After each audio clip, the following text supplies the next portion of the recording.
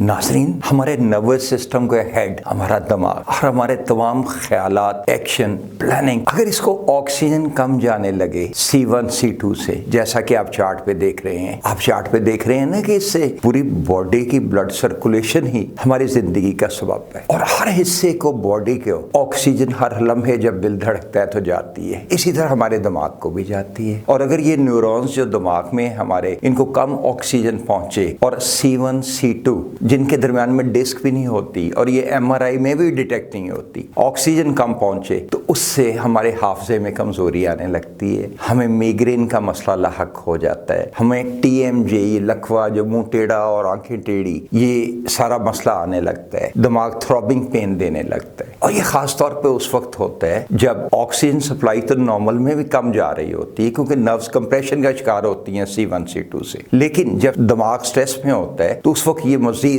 Attack करती हैं और माइग्रेन का अमल लाहक हो जाता है। अगर ये लगातार ऑक्सीजन कम जाती रहे तो हमारे हाफजे में भी कमजोरी आने लगती है। इसी तरह अगर थोड़ा सा नीचे सर्वाइकल के 5वें वर्टेब्रा की तरफ आ जाए तो कई पेशेंट मेरे पास आते हैं जिनकी जुबान में थथलाहट आ जाती है, उनसे बोलना मुश्किल हो जाता है, उनके गले के ग्लैंड्स खराब होने लगते हैं और ये आमतौर पर सर्वाइकल के 5वें वर्टेब्रा से होता है। इसी तरह अगर C6 पे कंप्रेशन आ जाए, कंप्रेशन क्यों आ जाती है? क्योंकि हमारी हड्डियां विद एजिंग और कुछ विटामिन की कमी, लेट से विटामिन D, कैल्शियम वगैरह की कमी से डिजेनरेटिव चेंजेस का शिकार होने लगती है। जब डिजेनरेटिव चेंजेस का शिकार होने लगती है तो नर्व्स के खिंचाव, ये देखें ना, बाजुओं में भी नर्व्स आ रही हैं, पूरी बॉडी में फैली हुई हैं नर्व्स, और दिल के हर धड़कन के साथ पूरी बॉडी में ऑक्सीजन जा रही है। जब इनमें कंप्रेशन आ जाती है नर्व्स पे, C6 में अगर आ जाए तो हमारे हाथ, बाजू, कंधा, ये सारे, गर्दन की मूवमेंट रिड्यूस होने लगती है, पूरी तरह सलाम भी नहीं फेर सकते, पूरी तरह गर्दन भी नहीं टर्न कर सकते, गर्दन में दर्द आने लगती है, बाजुओं में दर्द आने लगती है, हमारे हाथ सुन्न होने लगते हैं और कुछ सूरत में तो कार्पल टनल सिंड्रोम हो जाता है जिससे कि ये हमारी नर्व्स सुकड़ने लगती हैं और आपको कहा जाता है कि इससे ऑपरेशन से अभी स्टंट डालना पड़ेगा। और जब ये सुन्न होने लगते हैं तो हाथों की ग्रिप भी उतनी मजबूत नहीं रहती जितनी कि होनी चाहिए और आहिस्ता आहिस्ता आदमी अपनी स्ट्रेंथ खोने लगता है। अगर ये दस्ती जहां पे आप चार्ट पे देख रहे हैं C6 में भी आ जाए तो 120 डिग्री की मूवमेंट तो बाजू की यहां से होती है और 180 डिग्री की कंप्लीट करने के लिए 60 डिग्री की मूवमेंट आपके शोल्डर ब्लेड, जैसा कि आप चार्ट पे देख रहे हैं, यहां से होती है। दोनों जगह पे जब कंप्रेशन आ जाती है तो उस सूरत में आपका बाजू फ्रोजन शोल्डर की तरफ चला जाता है, मूवमेंट नहीं करता, आप उठाने में डिफिकल्टी महसूस करते हैं, आप हाथ उठाते हैं तो तकलीफ महसूस होती है। और ये सारी कमजोरियां सिर्फ जब हड्डियों में कमजोरी आती हैं, स्पाइनल नर्व्स कंप्रेशन का शिकार हो जाती हैं, डिस्कें बल्ज हो जाती तो उस सूरत में आती है। ये थोड़ा सा दरमियान में, या अगर आप T2 का एरिया देखें, अगर यहाँ पे कंप्रेशन आ जाए थोरेसिक के अपर वर्टेब्रास में, आपके गर्दन के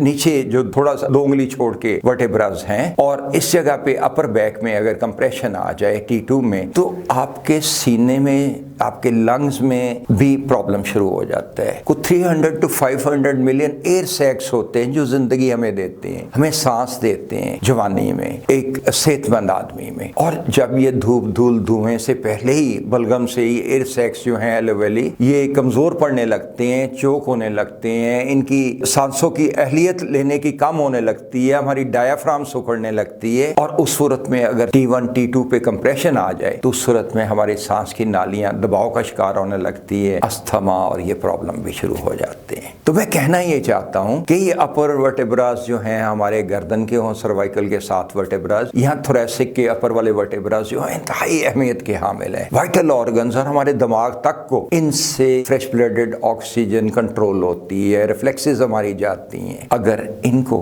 कायरोप्रैक्टर से आप एडजस्टमेंट करा लें तो ये इनकी अलाइनमेंट कायम रहती है, इनमें जो सबलक्सेशन आती है वो नर्व कंप्रेशन दूर हो जाती है और वर्टेब्रास को अगर स्ट्रेंथ देते रहें, उनके इज़ा पूरे रखें, like calcium, vitamin D etcetera, तो ये प्रॉब्लम कभी नहीं आता। और कभी कभी आप जब कायरोप्रैक्टर से एडजस्टमेंट करा लेते हैं तो ये तमाम मसाइल दूर हो जाते हैं और आप किसी बड़ी डिसेबिलिटी से बच जाते हैं, like frozen shoulder, like migraine का अमल, लाइक हाफजे की कमजोरी, लाइक जो आपको ओल्ड एज में डेमेंशिया और पार्किंसन का अमल लाहक होता है, इन सारी चीज़ों से बच जाते हैं। Stay blessed. अल्लाह हाफिज।